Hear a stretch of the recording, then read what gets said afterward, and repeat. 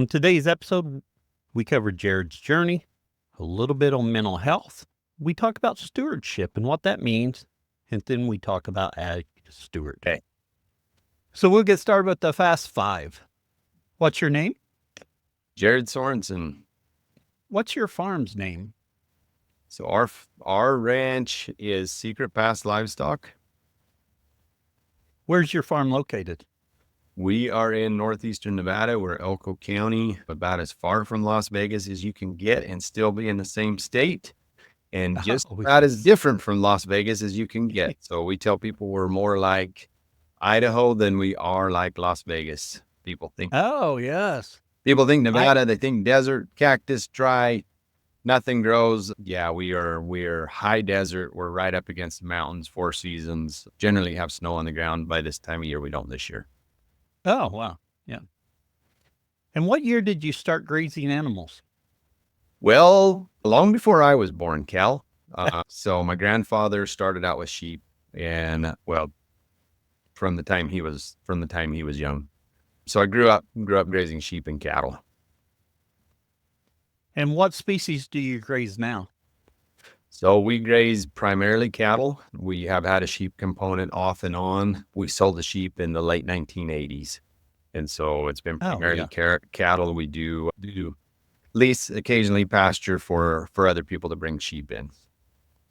Oh, yes. Welcome to the Grazing Grass Podcast, the podcast dedicated to sharing the stories of grass-based livestock producers and exploring regenerative practices that improve the land, animals, and our lives.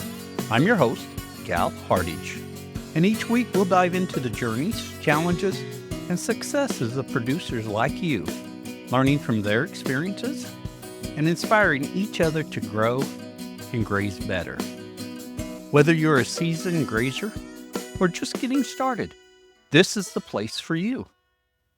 Attention ranchers, are you ready to boost your ranch's profitability in 2025?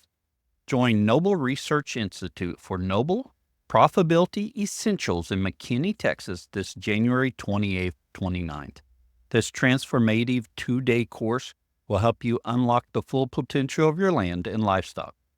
Noble's experienced advisors with over 200 years of combined experience will guide you through proven strategies to enhance your bottom line. You'll learn how to improve soil health, maximize forage quality, reduce costly inputs, and optimize stocking rates. This course is designed to address your unique challenges and build lasting solutions for your ranching operation. Through hands-on activities and interactive conversations, you'll gain valuable skills to create a more resilient, productive, and profitable ranch that will thrive for generations. Don't miss this opportunity to learn from the best and secure your ranching legacy. Space is limited, so visit noble.org today to enroll in Noble Profitability Essentials in McKinney, Texas, January 28th, 29th. Invest in your land, livestock, and livelihood this January. Jared, just go back. You said, grazing long before you were born. Did you grow up thinking this was always where you were going to come and be settled? Not always, but from a very young age. I saw my siblings I'm the youngest of 10, and I saw them grow up, go to college, study engineering and nursing and different things. One went to flight school. And so I kind of thought, well, man, that's what I need to do. But then I was around 12 years old, I saw, well, my dad and grandpa are ranchers. Maybe I could be a rancher. I really enjoy that. I just want to be a rancher. So yeah, pretty much from the time I was 12 years old, that was my focus. That was my goal in life. That was what, my aspiration. I always think it's interesting. I have 2 siblings, and both of them early on were going to school for something. I was going to school, but I wanted to come home and dairy. Yeah. I knew from a young age I wanted to dairy. My parents tried to talk me out of it. It didn't work so good. I went to college, then came home and dairied. I did get a degree, but I think it's interesting. Some of us just early on are geared that way, thinking this is where we need to be. Yeah, that was definitely the case for me too. And I guess we can relate. The only degree I've got is a master's degree in the School of Hard Knocks. Uh, Yeah. I've been enrolled in different colleges, and you know what? I didn't even graduate from high school. I homeschooled. Oh, yes. When I got to be 15 years old, I decided, well, I could enroll in the community college. So I started taking classes that interested me, and nobody asked for a high school diploma. So I figured it wasn't important, and nobody's asked me since. So Right. got Yeah. college credits, but I still don't have a degree in anything yet. Well, nothing checks those pieces of paper out here on the farm or ranch. Yeah, right. Right. It's, experience coupled with education. I think that's what we're striving for with our children. So my wife and I have 9 kids. Family's a big deal to us, and we homeschool them. Oh, We yes. really foster that entrepreneurial spirit. Most of them have businesses from the time they're pretty young, and we figure that along the way they're going to learn the skills that they need in the real world. And we're certainly not opposed to education. Some of them have gone on to college and things, but it's always more in line with, hey, what is my mission? And is this education going to help me fulfill my mission, rather than just get a degree to earn money that, or just get a degree that maybe you don't earn any money. And nowadays it's Oh, yeah. Yeah. walk away Well, from school with a bunch of debt. So yeah, I have a education degree that I went back to school and got, and I'm not using it right now. So that was money well spent. yeah. Uh-huh. Yeah. Yeah. So when you came home to the farm, I think farm, I'm in Northeast Oklahoma. We call Sure. them farms, Yeah. everything. To us, we differentiate farm and ranch, but I know even if you were here, it'd be a ranch because you're dealing on much bigger scale than most of my neighbors. But I always default to farm. It's just my area. But on your ranch, your dad got out of sheep in the late 80s, or your grandpa? Did you? And then you came home. Were you all just running beef cows at the time? Yeah. So actually, right 2 or 3 years before we sold the sheep, my grandpa was in his late 80s. He wanted to transition out of his interest in the commercial sheep business. And he and my dad were gracious enough to help me to get started. So at 14 years old, I became a partner with my dad Oh, in a, yes. in a company that we had. And so I think at that point we had about 3,000 ewes. And then my dad and grandpa saw kind of the writing on the wall in the late 1980s. The lamb market was down. It was costing more to shear the sheep than the wool was worth. And we had some predation issues due to policy change on our public grazing land on the Forest Service, which we sustained some pretty significant predation losses on the lambs. And so, as I remember, the conversation was just on the couch one evening, and Dad and Grandpa and I talked about it, and we said, well, maybe it's time to sell the sheep and transition to cattle. I'm sure that there was a lot more to that story than I remember. I was very young. Oh, yeah. I draw back on that a lot because I look at so many farmers and ranchers who are so emotionally tied to the enterprise, to the land, to whatever it was that Dad and Grandpa did. And I get openly criticized for making the changes that I did, and said, your grandpa would roll over in his grave if he knew what you did. And I said, well, you don't know my grandpa. My Oh, yeah. grandpa was one who was willing to pivot and shift and change when he saw that what he was doing wasn't working anymore. He didn't ride it to the ground. And so, yeah, we did. We pivoted from pretty much 100% sheep when we started out, some very small cattle enterprise, and slowly started to replace the sheep with the cattle. And then in the late 80s, we sold the last of the sheep and 100% cattle at that point. And so yeah, I went to the community college here locally, lived at home, a stint at a state college, Utah State College, majored in animal science, and then did an internship on the Deseret Ranch in Florida, served a 2-year mission, came back, went to school long enough to meet and marry my wife. And then my dad said, hey, will you stay home and help us ship the calves in the fall after we got married? And we said, yeah. And we never left. We never made it back to school, but we sure gotten an education along the way, Cal. Oh, yeah. It's a different type of education, but it's been very, very valuable. Yes, I'm sure. And Jared, you said a couple of things in there. First off, I just want to say that ability to pivot based upon what's going on in the market, what's going on with your family is an amazing ability. It's a skill that not everyone has. Like you said, sometimes we get attached to animals. I'm as guilty Mhm. as anyone. We got cow calf here. At times I think maybe we should pivot, but I really like the cow calf. But that ability to pivot based upon external factors or even internal to your family or whatever's needed is a skill that not everyone has. So good job on that. Just, in your family being able to make that change. I think you mentioned there that you went to college and you did an internship in Florida. Yeah. Did I hear you correctly? Yep. So what did you tell us about that trip to Florida and what you learned? Because that's a totally different environment from what you were in. Yeah. Yeah. That was kind of the highlight of my education up to that point. Everything that I learned in books, it was like, man, this is the real world. So I worked on the Deseret Ranch, one of the largest ranches in North America. I think at that point they were running about 30,000 head of cattle. And so very efficiently run. A foreman and 2 cowboys would take care of about 3,000 head on what they called a unit, which is basically an independent ranch, part of a bigger whole.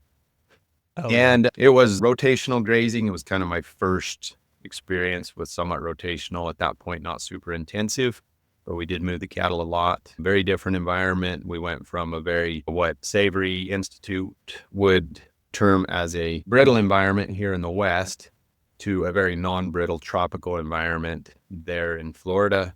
Lots of water, your saddle would mold in this tack shed. It was just, you were always wet.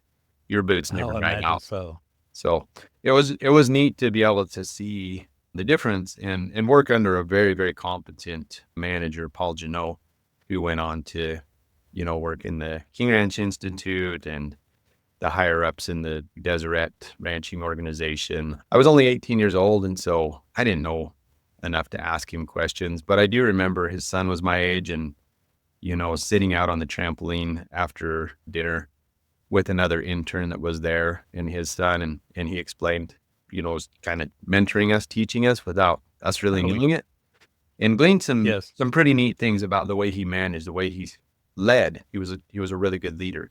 I have a ton of respect for him and often wish that I could go back, now and learn from somebody of that caliber. But right. I'm sure you would listen so much more intently now than you did then. Yeah. And, one of the biggest lessons that I learned, Cal, and this isn't for everybody, this was just my own lesson, but with everything that I did, stewardship is a big piece of my upbringing. And, even though it's backwards, our company is AgSteward, our consulting company. That stewardship piece was important to me, but I realized that I had a different feeling inside when it was something that I knew that I was building for myself and future generations than just corporation. Like I was just a cog in a wheel, and I was there for 4 months and I was gone and it went on. And I realized that I wanted to build something for our own legacy and kind of embrace that entrepreneurial spirit. And again, that's not for everybody, but for me, that was something that was the biggest lesson that I learned there was like, I don't want to do this. I didn't really like the heat, didn't like the water moccasins and alligators and always being wet and all that stuff either. Oh, yeah. So I learned that, like, I didn't want to ranch in that environment. I'd rather ranch in the West. But for me, it was important. Hey, I want to do this where there is not only stewardship, but a level of ownership for me and for posterity. Did that experience in Florida change the way you approached the ranch at home? It did. It did in a lot of ways. At that point, there was kind of a big gap between when I came back from Florida and when I came back to the ranch. Right, because you went on a mission in there. Went on a mission and then back to school and got married and those things. And so, but I often would draw back on probably the leadership and the efficiency of being able to manage that intensively, that many employees, and do it profitably. Yeah. And so there's a lot of good lessons that I learned, and definitely, I didn't begin to understand ecology, but the other thing that we did that was kind of cool there is they got everybody together and we wrote a mission statement for the business. And you could see some of yes. those old cowboys there, they would be in that meeting. They're like, yeah, cattle to move. Or here, they would grumble. They would be like, this is just a waste of time. But it was really neat for me to see, like, this is that important that they're going to take time away from work and they're going to set everybody down and get everybody's input right at the statement. And each unit would set their goals. And so tons of good lessons from that. Yeah. Yes. It sounds like it getting everyone on board and building that buy-in. So you went on your mission, you got married, went back to the ranch. At that time, you were running beef cattle on the ranch? Yeah, we had our primary enterprise was cow-calf herd, traditional cow-calf, sell the calves in the commodity market in the fall. And that was a system that worked for a long time. Oh, yeah. We were running on pretty extensive BLM allotment, like 500,000 acres. Didn't have to feed hay because we could winter out.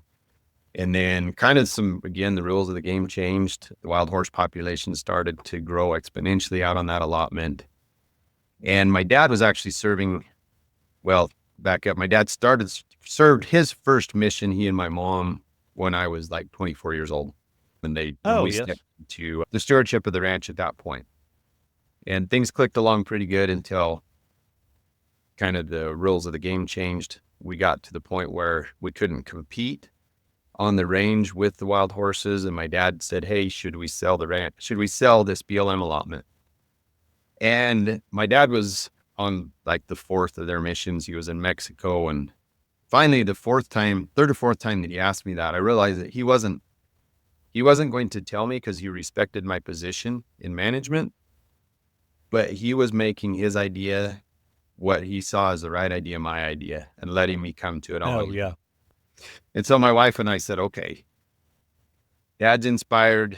We need to trust him. So yeah, let's do that. So we pivoted. We sold that.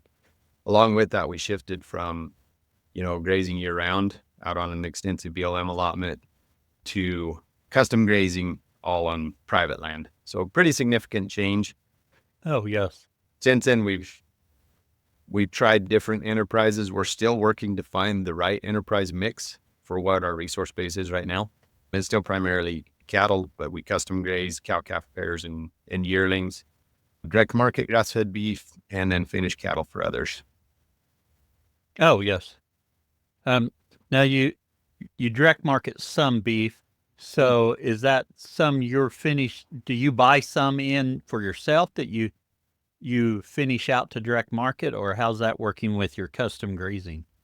Yeah, so we'll buy. We really like to finish heiferettes if we can find folks that meet our protocol. Those work really good. Our margins on those are the best.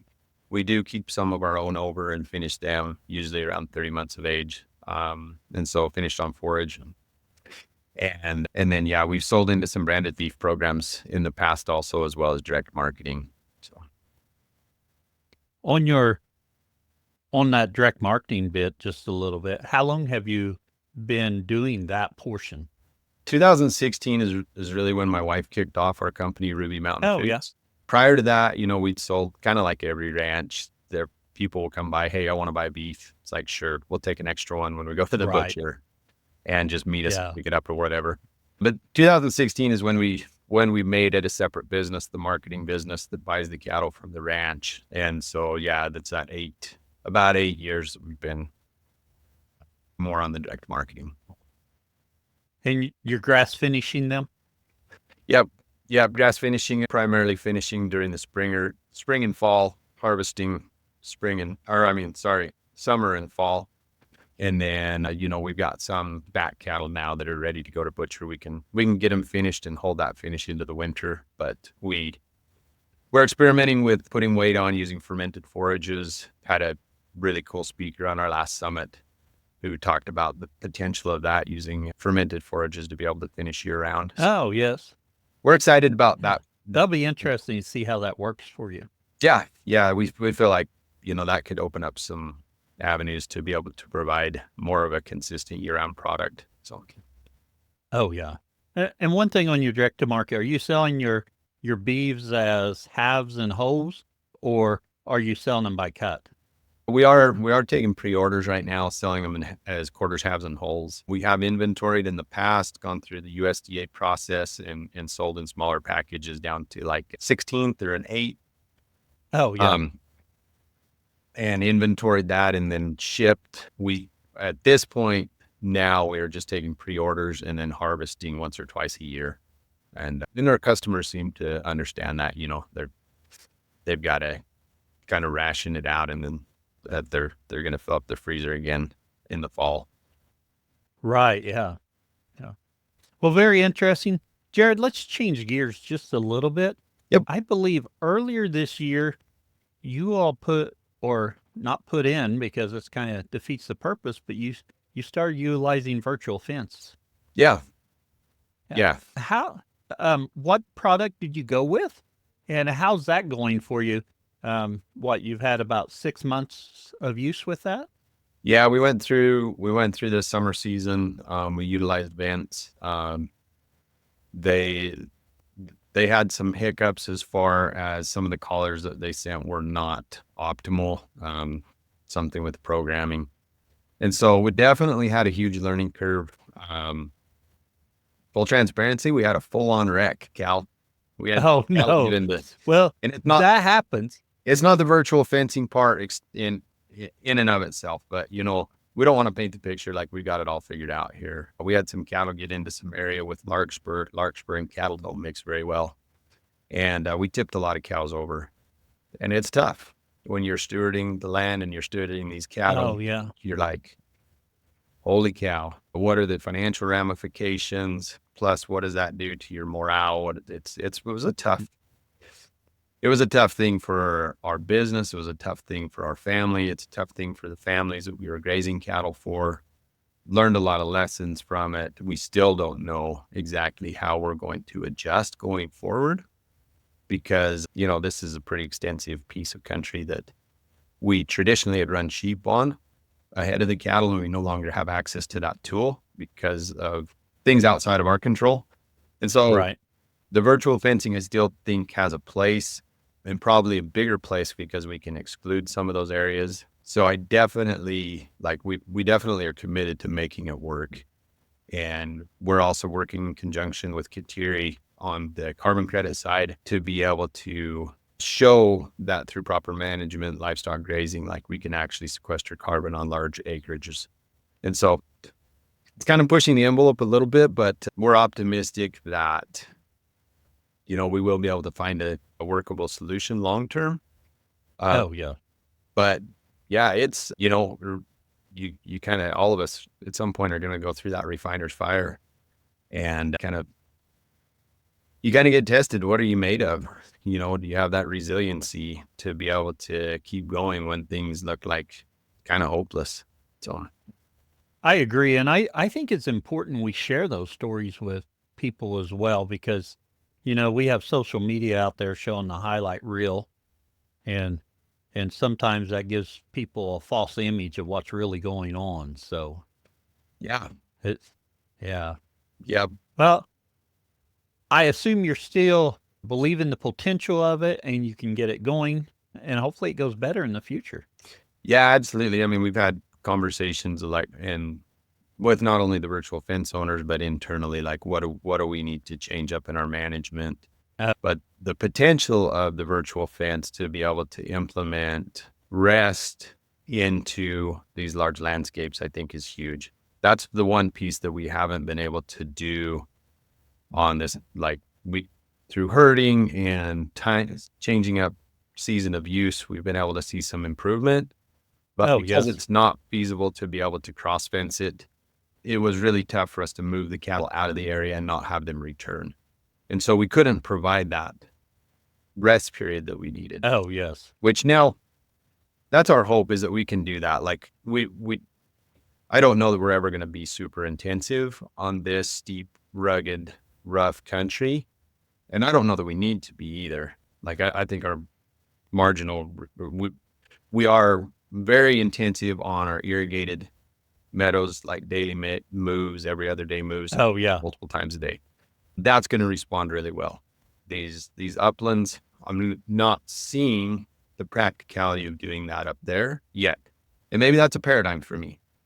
Oh, yeah. In 3 to 5 years, maybe I'll see it differently. Like, no, this absolutely has to be done because it's going to increase our carrying capacity. We're going to accelerate regeneration on this landscape. I'm not seeing it yet. I'm not saying that, there's not other people who are doing it and getting good results, but it is, it's context dependent. So even on the same, it is.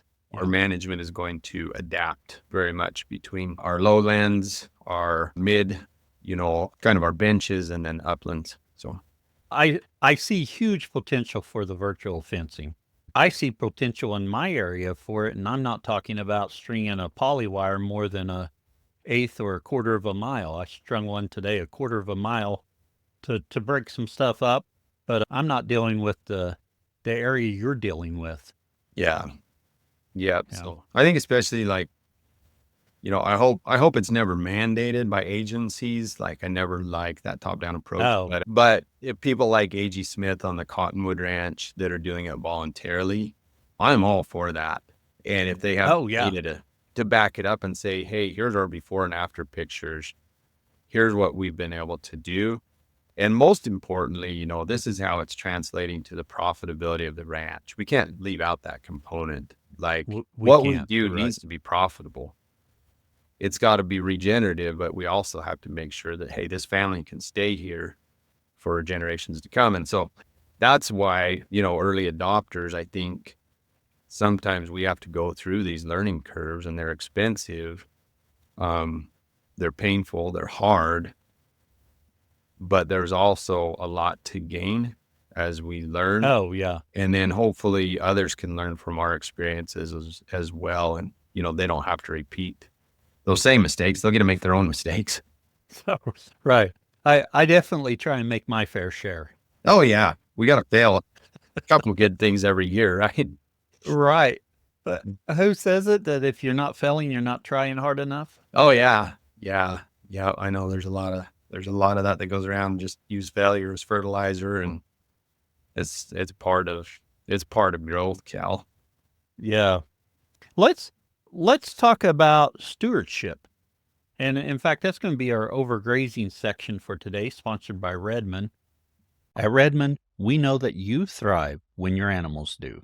That's why it's essential to fill the gaps in your herd's nutrition with the minerals that they need. Made by nature, our ancient mineral salt and conditioner clay are the catalyst in optimizing the nutrients your animals get from their forage. Unaltered and unrefined, our minerals have the natural balance and proportion that your animals prefer. This gives your herd the ability to naturally regulate their mineral consumption as they graze. Our minerals won't just help you improve the health of your animals, but will also help you naturally build soil fertility so you can grow more nutrient-dense pasture year after year. Nourish your animals, your soil, and your life with Redmond. Learn more at redmondagriculture.com, where we take a deeper dive. And today we're going to talk about stewardship. So just to get started, when we say stewardship, what does that mean to you? Stewardship means to me, I can't separate it from a biblical perspective. And what Christ used the parable of the profitable steward. And that's the name of our podcast, is The Profitable Steward, and it comes from that. So to some was given a certain amount of talents, to others less and less. Those who were rewarded were those who went and utilized them and grew them. And the one who was punished was the one who went and hid it. So stewardship is taking what we've been given and helping it to grow and to expand. And in so doing, we bless not only our lives, but the lives of others around us. Being profitable from a business standpoint is part of stewardship. Like, that is important. We need, if we're going to provide for our families, if we're going to provide for other families and buy goods and sell goods, we better do it at a profit. And I know that's probably a little outside the context, but not really. I mean, if the one who was given 5 talents returned 10, he was profitable in that sense of the word. Talents were a denomination of money at that point. So he was profitable monetarily. Plus, he was a profitable steward, meaning that he utilized what he'd been given and grew it. You know, and I know you know this, and it gets brought up a lot, but if you're not profitable, where's your ranch going to be in a few years? It's probably not going to be you doing it then. Yeah. Yeah. And that I'd love to hear, turn it back on you. What is your definition of profitability? Profitability, well, for me, it's sustainability, because if I'm not profitable, I can't keep the farm going long term. And I think it's very important. I think when we look at profitability on the farm, and if we're just talking profitability, talking numbers, that we make sure we get everything included in there and we value our time. I feel like, in my opinion, so often when people talk about profitability, they're undervaluing their time. Yep. And your time can go in a lot of different directions, and you can get into opportunity cost, and I don't really get into that because that gets out there a little bit, but you've got to value your time, and you've got to be able to at the end of the day, have money for your family. And if you don't, you're not profitable. And that, to me, feeds in that stewardship, taking care of stuff for the future as well. I think, while that doesn't affect it can affect the bottom line, but I want this land in better shape than it was when I was here. I want to leave something better. So that doesn't really play into the numbers on a spreadsheet, but it is very important to me. Yeah. Yeah. That's something we're struggling with quantifying and coming up with an across the board way to be able to measure profit, because, I'm a student of Ranching for Profit. I'm with the Savory Institute. Our CFO, Todd Churchill, does enterprise accounting. And so we know about accounting for opportunity cost. We know about looking at each component or profit center or enterprise within the business. But I believe we also have to look at things that are harder to quantify when we're looking at profit, Cal. We need to look at quality of life. Like, are we doing what we're doing? Yes. Are we stressed? How is our health? How are our relationships? They're harder to quantify, but they're just as important. And, they are.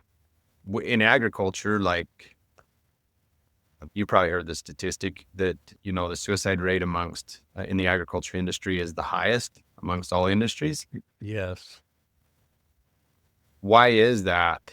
And how can we mitigate that? So we account for our well-being, our quality of life. And then also, I think we have to look at the ecology, and we have to say, are we building soil organic matter over time? Are we truly regenerative, meaning that we're increasing our capacity over time, our carrying capacity of the land, thus increasing our infiltration rate, thus decreasing bare soil, thus being able to run more livestock on the same number of acres. And that should translate to more profit. Not always does it, because sometimes it's missing pieces, but that's the idea, right? We increase that carrying capacity without increasing overhead costs, or not exponentially increasing them, so that margin grows. How do we do that? At some point, Cal, man, I hope that we have financial institutions that not only look at your balance sheet, but they look at your ecological score. Something like what like the Savory Institute does. We're certified regenerative with the Savory Institute. We have a track record that our trend is going up because we score higher on these key areas that they measure. So far, we can't necessarily monetize that. And I'm not saying about monetizing it. I guess we're selling carbon credits and things like that. But what if, maybe this is in the weeds, maybe you'll edit this out, but we'll just go here for just a second. What if the interest rate that you were offered was not only contingent upon your credit score and your ability to repay, and all those things are important, right? These ratios, But what if you were rewarded for having a good ecological health score? Oh, yeah. Because what is that doing to your community if you are affecting the watershed? If Right. you are increasing the wildlife density and diversity on the land that you steward, if you are affecting the small water cycle on your property, is that not a benefit to the community? Oh, yeah, it is. Yeah. And I'd never want government to mandate that this happens. I don't like that approach. But Right. if individuals were to say, hey, this is important to us, and our money, our pooled money is going to go to this farmer or rancher because we value what he's doing, and we're willing to offer it to him at a lower rate than another rancher who is using a degenerative model, then to me, I'm all for that. That's free market. Oh, And it's yeah. somebody saying, this is what I value and I'm going to pay and I'm going to get paid for it. So I don't know. Was that too much in the weeds? You know, I think that's very interesting. My mind immediately becomes, how do you've got to be able to objectively qualify this. Yeah. And that gets difficult at times. Of course, you mentioned Conteri Carbon. They're doing some things to do it. And the Savory Institute with the certified regenerative. There's some ways that's starting to happen. Yep. Regenified. Others. John Kempf has his own certification. Oh, yeah. There's lots of ways. Yeah. How do we do that? So when we look at a business, the numbers, people generally don't come to AgSteward and say, hey, I need help ecologically. There's lots of stuff that can go out there. Those are kind of the lagging indicators. The leading indicators are, dang, are we going to make it through this year? Or they've heard me share my story of depression and going through that. And they're like, thank you for being vulnerable. I've been there too. And I didn't know who to turn to. Those are the things when they come to us, and those as important as soil health and ecology and grazing practices are, like a lot of times we just say, hey, let's stop the bleeding in your business and make sure you're taken care of. But let's work on you. Let's work on you. And then when you get straight, you're going to have more capacity to be able to steward those things that you have stewardship over. But doggone it, if we don't get this fixed, what does the rest of it matter? Right? Right.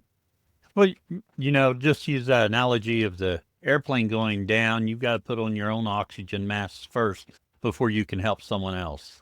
Yep. So you got to get yourself in order before you can make the difference you really want to make. Yeah. Yep. And those things, Cal, they are a little bit harder to quantify. They're a little bit harder they're maybe not as sexy to talk about, but let me tell you, those are the things that when it comes to like a ranch falling apart, certainly foreclosure is a big one, but the things that are underlying, those probably aren't going to come out necessarily in a survey if you're going to ask people, but almost always if you drill down, there's going to be something that's below the surface that is feeding to the things that are above the surface that are measured either in profitability or mental health, emotional health, relationships, things like that. So I think it's important to really take that holistic view and be willing to ask those tough questions and drill down a little bit instead of just saying, let's work on your gross margins. Oh, yeah. Those are the easy things to fix. When you think about those gross margins, that's what someone's first willing to maybe let down their guard and talk about first, though. Yep. So that's your way in. Yeah. Absolutely. So that's why we talked about, and this, you were on one of our events this last year, and we talk about soil health, profitability, legacy. Oh, yeah. But I'm always bringing in outside perspectives about relationship and physical health, mental health, those components as well, because they're just as important.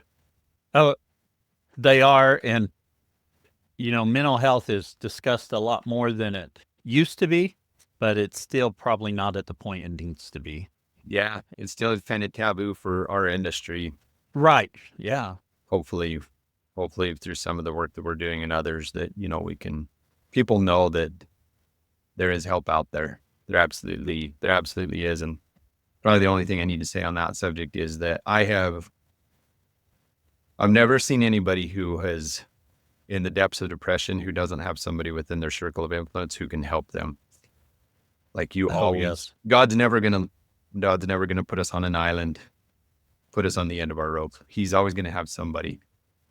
Oh yeah. Whether or not that person recognizes it, that's the question. So we all know the suicide rates and things, and they're just statistics until it's, somebody that's in your circle of influence. Right. Well, when you learn to recognize those indicators and you can intervene and be that lifeline for somebody else, that's important because I firmly believe that no matter what we're going through, there's going to be somebody there.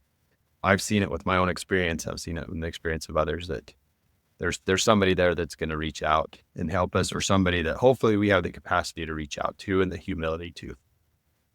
Right. And just to go on that, I think it's important. Sometimes, we're getting told to reach out to someone. And sometimes as humans, we want to resist that urge, but there's usually a different reason in there. And I know different times in my life when I've questioned a path or something, someone's reached out and I'm like, oh, I'm going in the right direction, or this is what I need to do. So we have to be willing to listen to see our part in that. Mm-hmm. Yep. Yeah, we do. And that takes a dose of humility and, kind of swallowing that pride. But if we want to change it, that's really what it's about. So very true. You mentioned earlier about the Savory Institute and holistic management. When did you get interested in that and follow the path to more holistic management? Yeah, really started, I guess, in the early 2000s. I attended a Ranching for Profit school in spring of 2003. I was invited by a friend. I didn't really know what I was getting into, but I went, attended, and just kind of ate it up. And because of that experience, I was introduced to Bud Williams. Very blessed to be indirectly mentored by him and Eunice. Met Wally Olson and Gerald Fry and Alan Nation and just some of the greats who some of them are no longer with us anymore. Oh, yes. In fact, all three of those people are gone, right? Bud Williams, Gerald Fry, and Alan Nation. And so I counted a true blessing that I was able to get started when I did, when they were still alive and were still teaching. So it expanded my mind to see like, okay, there's a way that Dan and Grandpa did things, and largely it was focused on stewardship, and Yes. It was good management. Like I think they were good range managers. They were definitely good livestock managers. They were good leaders, and they were doing the best that they could with the knowledge that they had. And then what I've tried to do is add to that. I've certainly failed a lot in the process along the way between the learning and the application, but we've been able to see some pretty cool results, as we've increased our carrying capacity. We're restoring watersheds. We're seeing beavers move back in to the landscape where they haven't been in 50 years. Oh, yes. It is neat to see that the land is responding. Our fields are now more diverse. Earthworms are moving back into our irrigated pastures and even into our uplands in the springtime. You can kick over cow pies and see, handfuls of earthworms in there. So it's been a process, I guess. It wasn't like, oh, dang, I just went to this class and got it all figured out. It would be learn. And what I found was that leveraging the power of coaching and mentoring is really important. I'm a student of history and studying the founding fathers, and there's two things that they had in common amongst the founders of the United States. And that was they all had good mentors, and they were all part of communities of like-minded people. They had their own mastermind. Oh, yes. Like Benjamin Franklin called it La Junta, his little mastermind group. And so I realized, man, if that was important for them, that should be important for me. We become the sum of our closest associates. Oh, we do. Yes. So if we want to change our outcomes, then we need to be around people who are not talking about problems or talking about opportunities and solutions. So let's see, I guess really embraced the Savory Institute in like 2020 when we started learning about land to market and getting this certification of being regenerative. And part of that was going through their 10-day training, which I did with Spencer Smith and the White Buffalo Hub in California. Now we're associated. I'm a certified educator with the AV Hub out of Northern California. Oh, yes. Abby and Andrea, and those guys are awesome. Like, they've been a great sponsor to us of what we do on the ranch and then with our coaching company, AgSteward. And so I highly recommend that. And what we're trying to do is just not recreate the wheel necessarily, like, and also not plagiarize and use what they're doing, but we're saying, here's the framework and here's how we're applying it on our landscape. And here's how we're helping others to apply it in their context and in their landscape with their holistic goals. They call it in their holistic framework or holistic context, meaning what we call vision, mission, values in AgSteward. Oh, yes. And that application is going to look probably very different, right? Where you're at and where I'm at, because the context is different and we're different. And so we take all those things into account. And so certainly it's been an evolutionary process over the last, 22 years. And every day I realize, what I know grows, but my circle of ignorance also grows proportionately. There's so much more that I don't know. Right. The more you learn, the less you know. Yeah. And that's a true principle. And it's just, you just kind of have to embrace that lifelong learning is really important. When you quit learning, that's never good. It's part of atrophy. Don't continue to cultivate your mind and utilize that muscle. Yes. You mentioned AgSteward there, and you describe what all you all do through AgSteward. Yeah. So AgSteward is an education and a coaching company for farmers and ranchers. Our goal is to help family-owned farmers and ranchers to become highly profitable, regenerate the land that they steward, and create viable businesses that last for generations. We started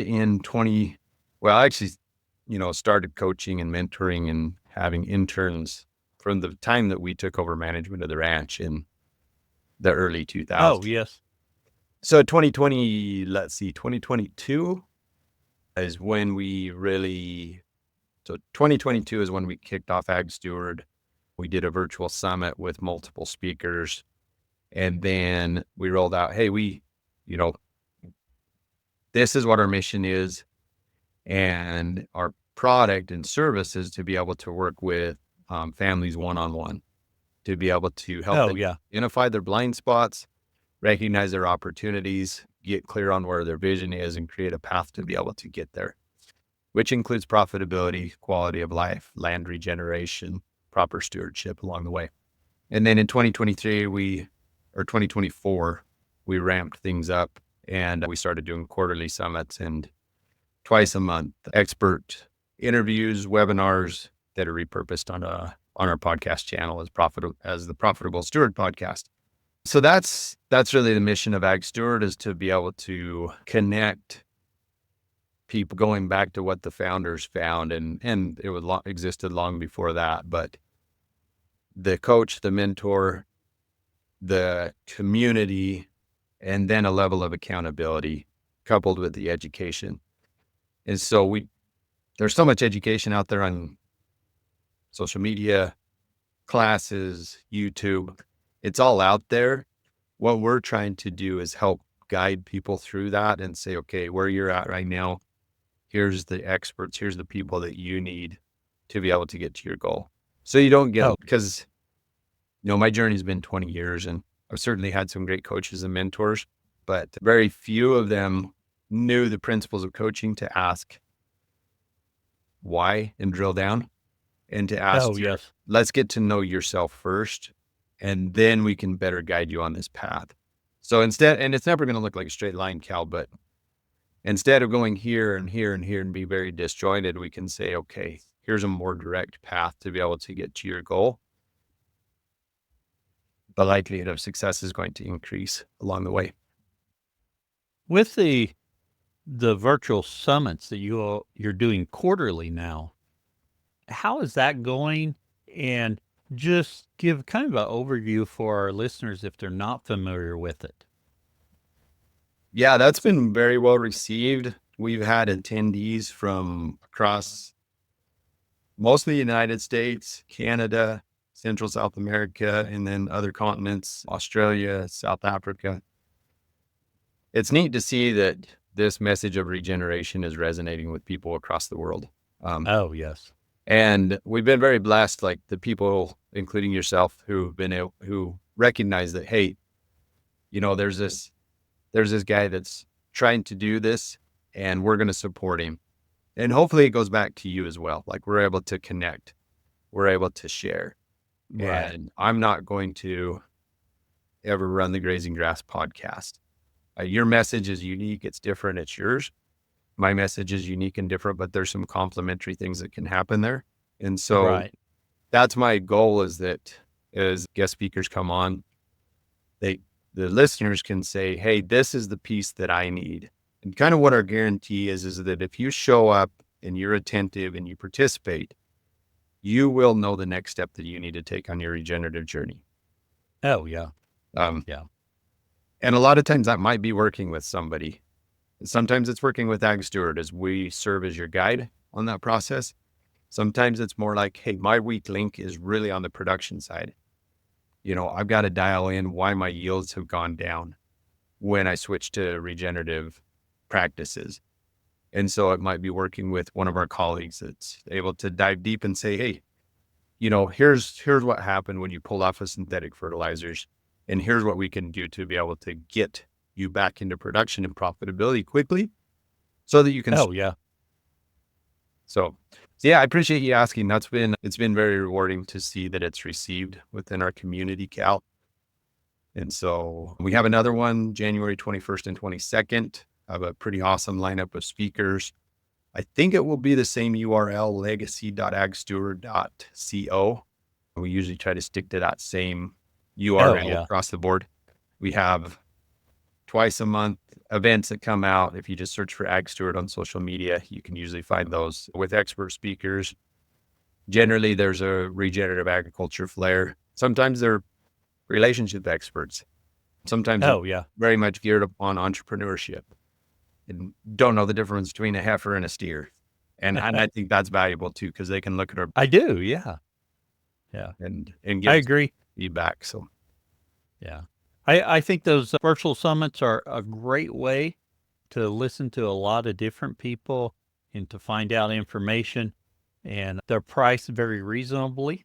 Yep. Ours is free. So you don't have too many excuses to not be there. People, we offer it for free. We do value people's time.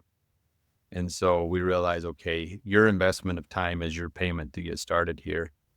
And then from there, you can look at what we do at paid events, and then to one-on-one coaching. The other thing that we're just rolling out here also, Cal, is a membership area. Oh, yes. Which is a group opportunity to be able to learn, because not everybody's ready for the time and the investment to work with us one-on-one. It's the same content. It's just going to be much of our time. It's going to be more, you do it on yourself, and we're going to be provides on the sidelines guidance. Whereas if you're coaching with us one-on-one, we're kind of in the game with you. Oh, yes. And we're players. So you can check that out next week. This is going to come out, but our initial inauguration webinar is tentatively scheduled. Well, we have a hard schedule of December 17th, 18th, whatever the Wednesday is. Oh, yeah. You link in there depending on when it comes out. But the idea is in third, we're going to be talking about what it looks like to work in our membership area, helping you take that next step in that area, plus providing tons of value when you show up live to that. And again, my guarantee is that hey, we're going to help you identify what your next step is. Can we do that in 60 minutes?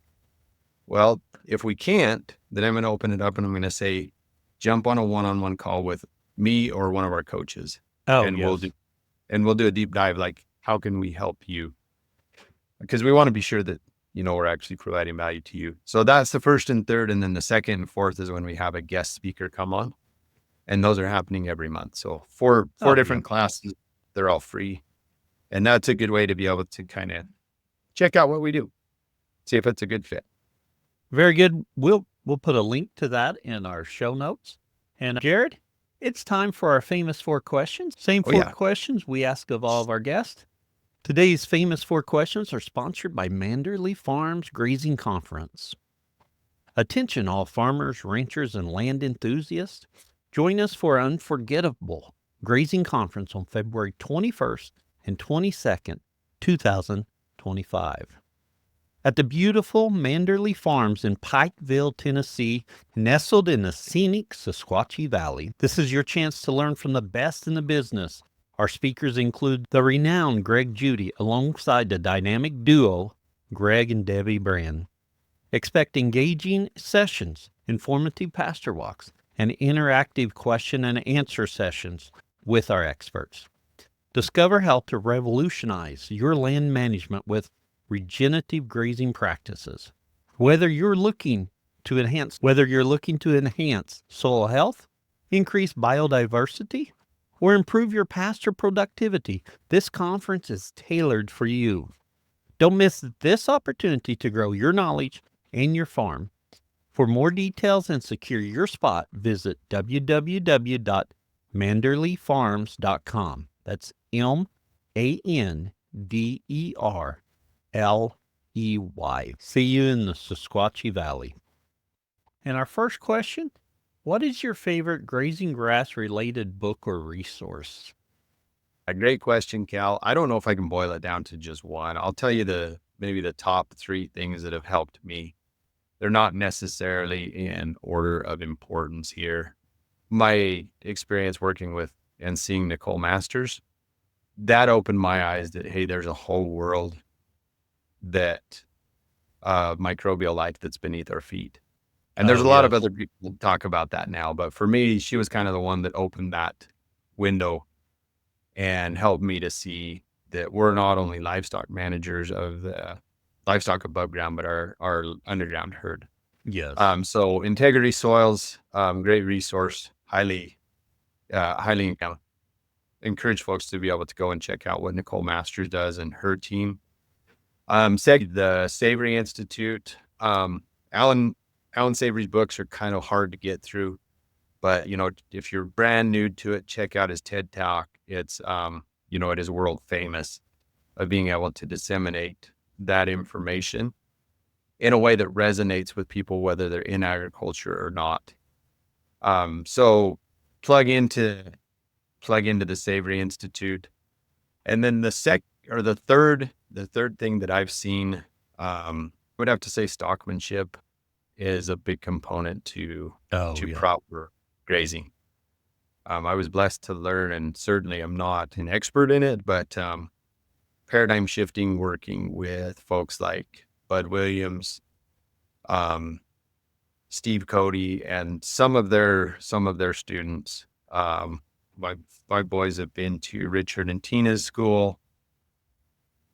Certainly Wally Olson and others who, Dawn Notto, she's been to our ranch and been able to help us. Bob Kinford has kind of his own flair. Yes.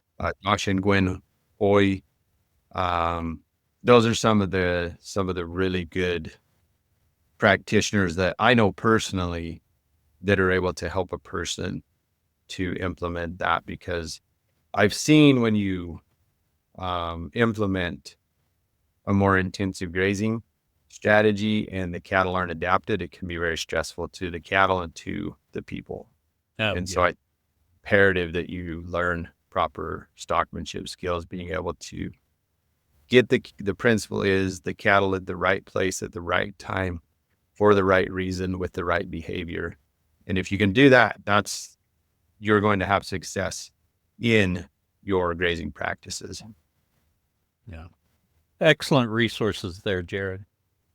Our second question, what's your favorite tool for the ranch?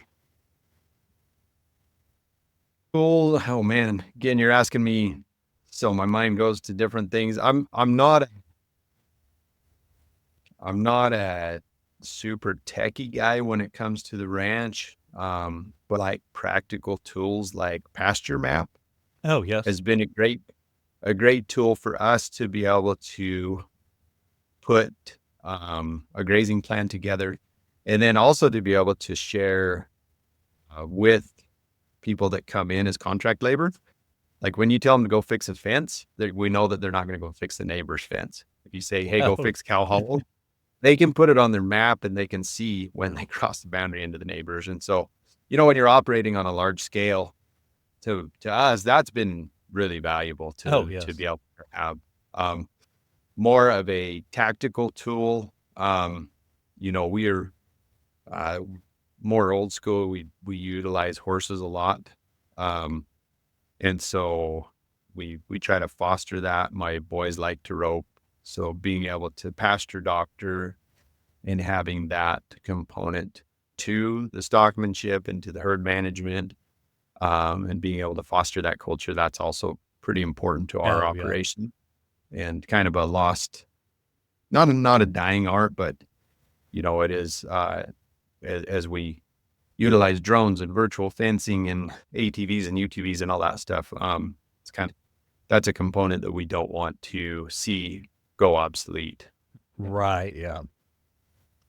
Thirdly, what would you tell someone just getting started? Don't give up. There's going to be a lot of naysayers out there that say you can't do it, that this dream's impossible. Secondly, I would say go find somebody who can be a mentor to you and who is successful in the area that you want to learn about. And if you need to, pay them, because that is going to be the very best return on your money. The very best investment that you can make is to be able to pay somebody who is willing to take it seriously and Oh, say, yeah. hey, you might have to teach them what being a coach was. When I asked Wally Olson to coach me, he was very gracious. His payment was that I do the work. He said, go read the 1 Minute Manager. The next week I came back, I'd listen to it and I could report back. I listened to it. And so it might look very different than like signing up for a coaching program. It's just saying, hey, you know something. I want to know what you know. Will you help me to learn? And people are gracious and they're going to do that. And I've been so blessed to be able to have those people in my life. And so, yeah, coach, a mentor, pretty critical piece. Yeah. Very good advice. And lastly, Jared, where can others find out more about you? Yeah, so social media is probably the best place. Facebook, our biggest presence. If you just look for AgSteward, we're running some things to the events that we do. We have different URLs for events at some point. Hopefully very soon, we're going to have one centralized place that we can send people where they can get to it. But agsteward.co. But there's always a separate landing page to that. So I would say search it on Facebook, look for it, and the Profitable Steward podcast, and then the Profitable AgSteward on our YouTube channel, which is, I think, even better than our podcast channel because you get to see 90% of the people who are on our podcast, they do it presentation style. Oh, yeah. We're going to have slides and pictures and things that they can share. And a picture speaks 1,000 words. So, if it's an hour-long podcast, you're going to get so much more information, pulling it up on YouTube. And so that's, the Profitable Ag Steward. Just look for our podcast playlist on there. And we can throw it in your show notes also. Yeah, we'll put those links in our show notes for everyone. Yeah. Yeah. Jared, appreciate you coming on and sharing with us today. Hey, I appreciate what you're doing. This is an important work. We can't do it alone. It's neat to see that this community is growing. And we certainly welcome people into this community, into the AgSteward family. And if regeneration regenerative agriculture is new to you, I would say, we hope to dispel the myth that it's just some kind of a fad, that is some marketing ploy. Like it's more than just a label. It's more than just a term. Like, live the regenerative lifestyle. Oh, yes. Yep. And along the way, there would be great. So it's an honor to be a part of this community. Well, thank you, Jared.